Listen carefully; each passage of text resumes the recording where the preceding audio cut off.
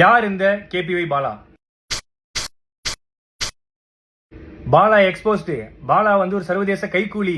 இவன் ஒரு ஸ்கேமு. இவன் மாட்டோன்னு நினைச்சா வாங்கடா அடிக்கலாம். எவ்வளோ வன்மம் இல்ல. சரி ஓகே, நானும் வந்து இந்த இந்த 2 நாளா சரி ஓகே இது இப்போ முடியும் அப்போ முடியும்னு பார்த்துட்டு இருந்தேன். ஒரே ஒரு படம் பண்ணேன். அந்த படத்துக்கு அப்புறம் இவ்வளோ வந்து ஏதாவது ஒன்று பண்ணுவாங்கன்னு எனக்கு சத்தியமா தெரியாது. இந்த ஆம்புலன்ஸ் வந்து ஒரு நம்பர் பிளேட், ஒரு டி பிரச்சனை, சின்ன டி. அந்த டி பிரச்சனையை வச்சுக்கிட்டு எவ்வளோ பண்றாங்க.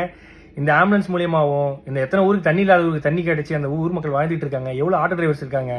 அது மட்டும் இல்லாமல் இந்த ஆம்புலன்ஸ் எவ்வளோ பேர் புழைச்சிருக்காங்க இந்த ஆம்புலன்ஸ் சர்வீஸ்ல. அது இல்லாமல் எவ்வளோ பசங்க வந்து படிக்கிறாங்க. இதெல்லாம் சொல்லக்கூடாது. அதெல்லாம் யாரும் நம்ம வந்து நல்ல பண்ற விஷயங்களை பாசிட்டிவான விஷயங்கள் எதுவுமே போடுறது இல்லை. ஏதோ ஒரு சின்ன டி ஸ்டிக்கர் பிரச்சனை, அதை வச்சுக்கினியும் எக்ஸ்போஸ்டு முகத்திரை கிழிஞ்சது, அதுலயும் ஒருத்தர் போட்டிருக்காரு சர்வதேச கைக்கூலியா. ஐயா நான் தினக்கூலி, அது கூட பரவாயில்ல. இந்த ஹாஸ்பிட்டல் வந்து இவன் கட்டுறான், எப்படி இவனுக்கு உள்ள காசு?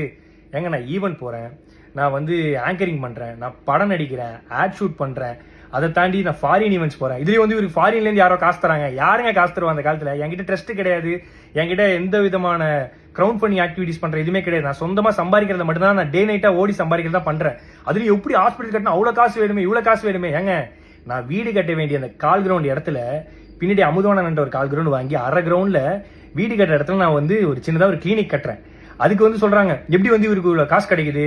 ஏங்க இதே நான் வந்து ஒரு 1.5 கோடி ரூபாய்க்கு லக்ஸரி காரும் ஒரு அடுக்குமாடி வீடும் கட்டியிருந்தா உனக்கு எந்த பிரச்சனையும் வந்திருக்காரு நிறைய பேர் சொன்னாங்க. பட் அந்த அடுக்குமாடி வீடுக்கு பதிலா அந்த ஹாஸ்பிட்டலும் இந்த லக்ஸரி காருக்கு பதிலாக ஆம்புலன்ஸ் வாங்கணும்னு நினைச்ச ஒரு விஷயத்தினால இவ்வளோ பிரச்சனை வருது. இப்போ கூட நான் வந்து எதுக்கு இந்த வீடியோ போறேன்னா, சரி ஓகே நேற்று இது முடிஞ்சிடும் நினைச்சேன். பட் இல்ல, இது வந்து முடிகிற மாதிரியே இல்லை. ஸோ அதனால தான் வந்து ஏன்னா நம்மளுடைய பேரை வந்து மக்கள் கிட்ட கலங்கடிக்கணுங்கிற ஒரு விஷயத்துக்காக இவ்வளவு விஷயங்கள் நடந்துட்டு இருக்கு. பரவாயில்ல. இப்போ நான் ஏன் வீடியோ போட்டேன்னா, இதை பார்த்து நிறைய மக்கள் வந்து நிறைய பசங்க வந்து ஐயோ இப்படிலாம் பண்ண இவ்வளோ பிரச்சனை இருக்குன்னு சொல்லிட்டு பின்வாங்கிடக்கூடாது. கடைசி வரைக்கும் அவங்களால முடிஞ்ச உதவி, ஏன்னா நம்மளை பார்த்து நிறைய பேர் பண்ணிட்டு இருக்காங்க. உண்மையாக வண்டி ரெஜிஸ்டர் பண்ண புக்கு எல்லாமே இதெல்லாம் இருக்கு. அதுலேயும் வந்து வீடியோ எடுத்து யூடியூப்ல போட்டு சம்பாதிக்கிறான். நான் வீடியோ எடுத்து இன்ஸ்டாகிராம்ல தான் போடுறேன். இன்ஸ்டாகிராம்ல போட காசு கிடையாது. யூடியூப் சேனல் வச்சிருந்தா தான் காசு. என் யூடியூப் சேனல் கிடையாது. ஆனா என்னை பத்தி தப்பா பேசி யூடியூப்ல போட்டு தான் ஒரு சிலர் காசு சம்பாதிச்சிட்டு இருக்காங்க சமீபமா. ஸோ நான் என்ன சொல்றதுன்னு தெரியல. பாத்துக்கலாம். எவ்வளோ வன்மத்தை தாண்டி வாழ வேண்டியதா இருக்குன்னு இப்பதான் தெரியுது. பிரச்சனை இருக்குன்னு தான் நல்லது பண்றோம். ஆனா நல்லது பண்றதுல ஒரு பிரச்சனை இருக்கான்னு கேட்டா என்ன சொல்றதுன்னு தெரியல. நன்றி.